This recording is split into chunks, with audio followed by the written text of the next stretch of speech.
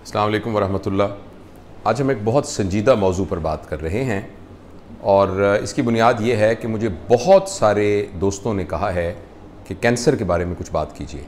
देखिए, कैंसर के बारे में टेक्निकल मवाद तो बहुत ज़्यादा मौजूद है जो कि डॉक्टर्स के लिए है या उन लोगों के लिए है जो हेल्थ केयर फैसिलिटीज़ के साथ जिनका ताल्लुक़ है, मगर ये गुफ्तगू मैं आम इंसानों के लिए कर रहा हूँ। आम से मुराद ये है कि जिनको डॉक्टरी का कोई इल्म नहीं है।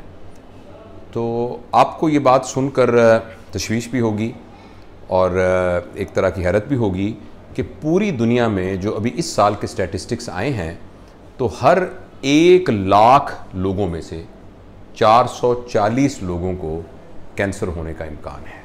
पूरी दुनिया के जो स्टैटिस्टिक्स हैं, गो कुछ इलाक़ों में कैंसर ज़्यादा होता है और कोई ख़ास किस्म का कैंसर है जो किसी ख़ास जोग्राफियाई इलाके में बहुत ज़्यादा होता है। मसलन चाइना के कुछ इलाके हैं जहाँ खुराक की नाली का कैंसर बहुत कॉमन है।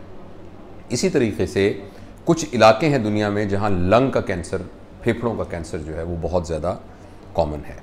और इसी तरीके से एक और हमारे जिस्म का कैंसर होता है जिसको हम सॉफ्ट टिश्यू सार्कोमास कहते हैं, तो एक ख़ास किस्म के इलाके में उसका इंसिडेंस भी बहुत ज़्यादा होता है। तो गो मुख्तलिफ़ इलाकों में इसकी जो डिस्ट्रीब्यूशन है वो बिल्कुल डिफरेंट है।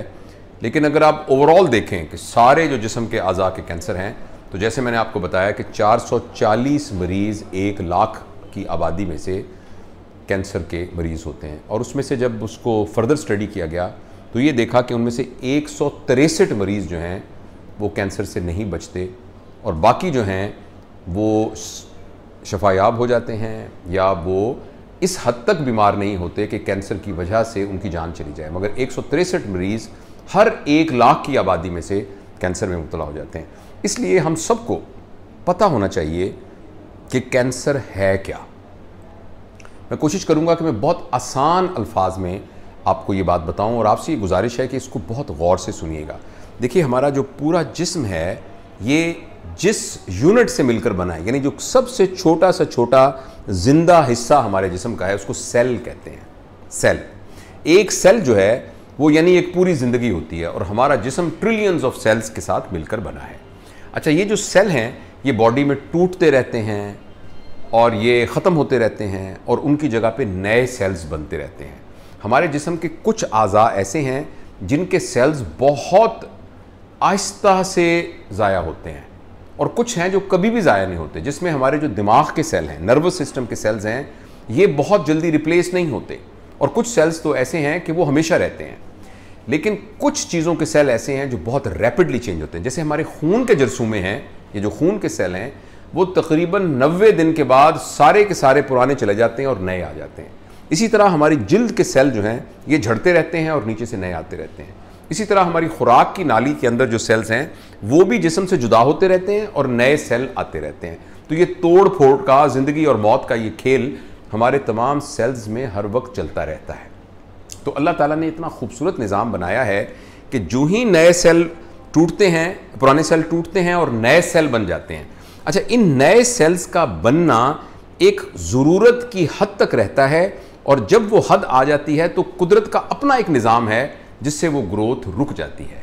मगर कैंसर एक ऐसी बीमारी है जिसमें जिस्म के अज़ा के कुछ सेल एक तो एबनॉर्मल हो जाते हैं, यानी नॉर्मल नहीं रहते, और दूसरा वो इस तरह ग्रो करना शुरू कर देते हैं कि वो किसी जिस्म के ज़ाब्ते के मातहत ग्रो नहीं करते मगर अपनी मर्जी से ही बढ़ना शुरू हो जाते हैं।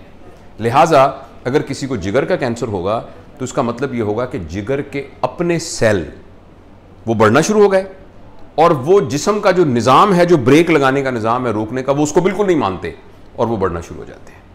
इसी तरीके से जिस्म के मुख्तलिफ आज़ा का कैंसर हो सकता है।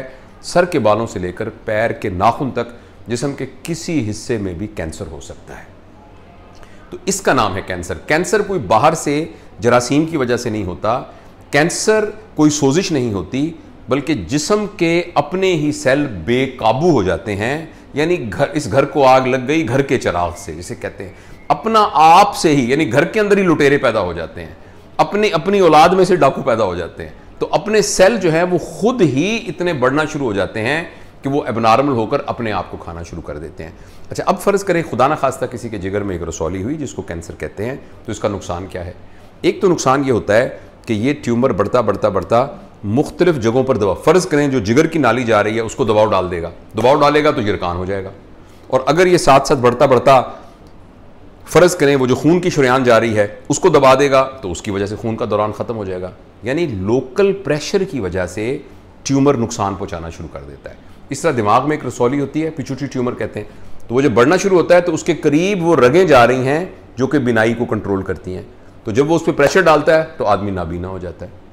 इसी तरीके से पेशाब की नाली बंद हो सकती है, इसी तरीके से सांस की नाली बंद हो सकती है, इसी तरह खुराक की नाली बंद हो सकती है। तो ये जो लोकल प्रेशर डालता है, एक तो कैंसर का ये नुकसान होता है। दूसरा जो एक और बहुत नुकसान होता है कि इसके कुछ सेल टूट के खून के ज़रिए या किसी और ज़रिए से किसी और जगह पर भी चले जाते हैं, जिनको हम आम ज़बान में कैंसर की जड़ें कहते हैं या कैंसर के मेटास्टेसिस कहते हैं, सेकेंडरीज भी उनको कहते हैं। यानी फ़र्ज़ करें किसी को छाती का कैंसर है तो उसकी जो जड़ें हैं वो निकल कर दिमाग में चली गई, या वो वहाँ से निकल कर जिगर में चली गई, या वहाँ से निकल कर हड्डियों में चली गई। तो जहाँ जाएंगी उस उज़्व को भी ये कमज़ोर कर देंगी। जैसे अगर हड्डियों में जाएंगी तो हड्डियों का दर्द होना शुरू हो जाएगा, हड्डियाँ भुरभुरी हो जाएंगी, हड्डियाँ टूट सकती हैं, फ्रैक्चर हो सकता है। तो ये दूसरा नुकसान होता है कैंसर का। और तीसरा नुकसान ये होता है कि जो कैंसर है वो ऐसे मादे पैदा करता है जो जिस्म के सारे के सारे अफ़आल को, सारे के सारे कामों को मुतासर करना शुरू कर देता है, जिसकी वजह से भूख लगनी बंद हो जाती है, जिसकी वजह से खाना खाने को दिल नहीं चाहता, जिसकी वजह से वज़न कमज़ोर होना शुरू हो जाता है, और जिस्म का जितना भी तवानाई को जनरेट करने का निज़ाम है वो सारा का सारा मुतासर हो जाता है। और एक वक्त ऐसा आता है कि या तो लोकल प्रेशर की वजह से, या वो जो जड़ें हैं उनकी वजह से, या जो पूरे जिस्म के ऊपर जो असरात हुए हैं जिसको हम सिस्टेमिक इफ़ेक्ट्स कहते हैं, उसकी वजह से आदमी इस दुनिया से चला जाता है। तो ये है कैंसर। अच्छा, अब मैं कुछ बातें और बहुत ज़रूरी, मुझे पता है ये वीडियो थोड़ी सी लंबी हो जाएगी मगर हमें इससे कोई गरज नहीं है। आप इस वीडियो को मुकम्मल देखिएगा और आखिर तक देखिएगा, क्योंकि ये मालूमात हमारे लिए बहुत ज़रूरी हैं। और कोशिश कीजिएगा कि अपने तमाम और जिनसे आप प्यार करते हैं उनके साथ ये मालूमात शेयर करें। अच्छा, अब कैंसर का पता कैसे लगे? कैंसर का पता लगाने के लिए मैं आपको कुछ मोटी मोटी अलामात बताऊंगा।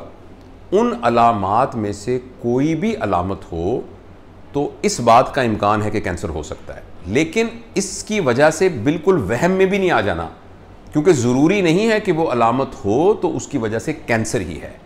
उसमें सबसे अहम बात यह है जिस्म पर किसी भी गिल्टी का नमूदार होना। आपके जिस्म पर कोई चीज़ एबनॉर्मल है, चेहरे पर, जिस्म के किसी हिस्से के ऊपर। मैं बाद में ख़वातीन और मर्दों के बारे में भी बताऊंगा कि कौन कौन से कैंसर कहाँ कॉमन है। तो प्लीज़ याद रखिए, आपके जिस्म पर किसी भी जगह पर कोई गिल्टी नमूदार हो तो ये भी हो सकता है वो कैंसर ना हो, लेकिन आप ज़रूर किसी डॉक्टर से रब्ता करें कि कहीं खुदा न खास्ता वो कैंसर ना हो, गिल्टी। नंबर 2, अगर आपके जिस्म के किसी भी सुराख में से, ऑरिफिस में से, यानी नाक, यानी मुंह, यानी कान, या पेशाब और पखाने के, या जनाना रास्ता, इनमें से किसी में से अगर खून आना शुरू हो जाए तो ये एक कैंसर की अलामत हो सकती है। 2 बातें। तीसरा, अगर आपको खांसी आ रही है और ये खांसी किसी आम खांसी की दवाइयों से ठीक नहीं हो रही और ये मुसलसल हुए जा रही है तो ये कैंसर की अलामत, फेफड़े के कैंसर की अलामत हो सकती है। तीसरी बात। चौथी बात यह है कि अगर किसी को मुसलसल कब्ज़ रह रही है जो कि ठीक नहीं हो रही, या पखाने का निज़ाम थोड़ा दरम बरम हुआ है, तब्दील हुआ है और वो मुसलसल हुए जा रहा है, तो ये कैंसर की अलामत हो सकती है, खून आने के अलावा। अच्छा, अगली बात जो अहम है वो ये है कि अगर बग़ैर किसी वजह के आपका वज़न गिर रहा है, यानी आप बिल्कुल ठीक हैं मगर आपका वज़न मुसलसल कम होता जा रहा है, तो ये भी एक कैंसर की वजह हो सकती है। इसी तरह पेट फूल जाए और उसके अंदर पानी पड़ जाए और आपको अल्ट्रासाउंड पे पता लगे या कैसे पता लगे कि पेट में पानी है, तो ये भी एक कैंसर की अलामत हो सकती है। तो ये कुछ मोटी मोटी बातें हैं जिनको आप। अच्छा, दूसरी एक और बात, अगर आपको यरकान हो जाए और ख़ास तौर पर ये पेनलेस यरकान हो, कि दर्द आपको ना हो लेकिन आंखें पीली होनी शुरू हो जाएं और वो बढ़ती जाएं, तो ये भी कैंसर की अलामत हो सकती है। तो ये मोटी मोटी बातें हैं, मैं फिर भी इनको जल्दी से दोहराता हूँ। जिस्म में कहीं भी कोई गिल्टी बन जाए, जिस्म के किसी भी बैरूनी रास्ते से, किसी भी रास्ते से खून आना शुरू हो जाए, अगर आपका वज़न गिरना शुरू हो जाए, अगर आपको यरकान हो जो कि बढ़ता ही जाए, इसके अलावा आपको भूख लगना बगैर किसी वजह के बंद हो जाए, अगर आपको कब्ज़ या पखाने का निज़ाम जो है वो बदला हुआ और दरम बरम होता हुआ नज़र आए, तो प्लीज़ आप याद रखिए कि ये कैंसर की अर्ली, और खांसी एक चीज़ रह गई कि खांसी हो जो ठीक ना हो रही हो, तो ये कैंसर की अर्ली अलामात में से एक अलामत है। अच्छा, इस तरह की कोई बात हो तो कैंसर हो भी सकता है, कैंसर नहीं भी हो सकता, इसलिए वहम करने की ज़रूरत नहीं है। अहम बात यह है कि आप फ़ौरन डॉक्टर के साथ रब्ता करें। अच्छा, डॉक्टर, उसके बाद तो जो डॉक्टर साहब करेंगे, क्वालिफाइड आदमी, वो तो आपको इंशाअल्लाह अज़ीज़ वो आगे उनका डोमेन है कि आगे आपको क्या करेंगे। आपको जो जो चीज़ें आनी चाहिए, पता होनी चाहिए, वो ये है कि कैंसर की अमूमन 4 स्टेजेस होती हैं। 4 स्टेजेस होती हैं। स्टेज 1 अमूमन हर कैंसर की स्टेजिंग को अलग अलग बयान किया जाता है, लेकिन अमूमन अगर आपका कैंसर सिर्फ उसी ऑर्गन के अंदर है, यानी किसी की छाती में कैंसर है, सिर्फ छाती में ही है, तो उसको हम स्टेज 1 कहते हैं। अगर वहां से निकलकर जो उसके करीब करीब गुदूद हैं उनमें भी चला गया है तो स्टेज 2 कहते हैं। अगर और ज़्यादा फैल गया तो स्टेज 3 कहते हैं, और अगर वो पूरी बॉडी में फैल गया है या उसकी जड़ें फैल गई हैं तो उनको स्टेज 4। ये मैंने मोटी मोटी बात बताई है। देखिए, स्टेज 1 और स्टेज 2 में अगर आपने बीमारी को पकड़ लिया तो ये तो इंशाअल्लाह अज़ीज़ बहुत हद तक जहां का भी कैंसर हो वो काबिले इलाज है, कहीं का भी कैंसर हो। अगर स्टेज 1 और स्टेज 2 में पकड़े, यानी बीमारी अभी अपने उसी उज़्व के अंदर मौजूद है, तो वो उसका इलाज। लेकिन जब स्टेज 3 से स्टेज 4 चली जाए तो थोड़ी सी सीरियस हो जाता है। लेकिन आप ये ज़रूर याद रखिए कि फिर भी हम ये नहीं कह सकते कि उसका इलाज नहीं हो सकता। इलाज थोड़ा सा लंबा होगा, इलाज के रिजल्ट्स के बारे में बहुत यकीन से नहीं कहा जा सकेगा, लेकिन फिर भी काबिल इलाज है। स्टेज 1 और स्टेज 2 में तो हमारे बहुत सारे मरीज़ बड़ी आंत के कैंसर के और छाती के कैंसर के और थायराइड के कैंसर के, वो अल्लाह के फजल से 20-20, 30-30 साल से बिल्कुल ज़िंदा हैं और अपनी नॉर्मल ज़िंदगी गुजार रहे हैं। तो इसीलिए मेरी ये वीडियो बनाने का और आपको पैगाम देने का ये मकसद है कि कैंसर एक मूजी मर्ज़ है, एक जानलेवा मर्ज़ है, एक बहुत खौफनाक मर्ज़ है। लेकिन अगर हम थोड़े से होशियार हों, विजिलेंट हों और इस बीमारी को स्टेज 1 और स्टेज 2 में, यानी जो जो मैंने अलामात बताई हैं उन्हीं अलामात के शुरू होते ही राब्ता कर लें, तो इंशाअल्लाह अज़ीज़ ये बीमारी पकड़ी जा सकती है अगर हो, और ये काबिल इलाज है। अच्छा, अब कुछ थोड़ा सा आपको ये भी पता होना चाहिए कि अमूमन कैंसर का इलाज किस तरीके से किया जाता है। अमूमन कैंसर के लिए 4 हथियार हैं। पहला हथियार है ऑपरेशन, यानी उसको ऑपरेशन करके निकाल देना। दूसरा हथियार है कीमोथेरेपी। कीमोथेरेपी से मुराद वो टीके हैं जो कि कैंसर को मारने के लिए इस्तेमाल किए जाते हैं। और जो तीसरा इसका इलाज है उसको रेडियोथेरेपी कहते हैं, जिसमें शुआओं के ज़रिए कैंसर को तबाह कर दिया जाता है। और कुछ कैंसर्स के लिए एक ट्रीटमेंट होती है, इसे हार्मोनल कहते हैं, जिसमें एक और तरह की दवाइयाँ होती हैं जो कि हार्मोन कहलाती हैं। उनको देने से, ख़ास तौर पे छाती का कैंसर है उसमें ये बहुत कारगर होता है। तो वो हार्मोन की, स्पेशल हार्मोन देने, कुछ कैंसर्स तो उनको हार्मोन देने से वो ठीक हो जाते हैं। तो आप ये फैसला बहरहाल आपके डॉक्टर साहब करेंगे कि इस सिलसिले में हमें क्या करना है। तो आखिर में जो बात मैं आपको बताना चाहता हूँ वो ये है कि मर्दों के अंदर जो कॉमन कैंसर हैं वो लंग का, फेफड़ों का कैंसर है मर्दों के अंदर। इसी तरह मर्दों के अंदर मैदे का कैंसर, यानी अगर पखाना, जैसे मैंने कहा, काले रंग के पखाने आना शुरू हो जाएं और साथ आपको यानी पेट में यहाँ को गिल्टी महसूस हो तो और खाना खाने में दिक्कत हो, मैदे का कैंसर मर्दों के अंदर कॉमन है। इसी तरीके से तीसरे नंबर पर बड़ी आंत का कैंसर, ये मर्दों में कॉमन है। इसके अलावा प्रोस्टेट ग्लैंड, यानी पेशाब के अखराज के करीब एक ग्लैंड होता है, इसमें पेशाब रुक जाता है, तो ये भी मर्दों के अंदर कॉमन है। और औरतों के अंदर छाती का कैंसर बहुत कॉमन है। और इसके अलावा जो बच्चादानी का मुंह है, जिसको हम सर्विक्स कहते हैं, उसका कैंसर वो भी बहुत कॉमन है।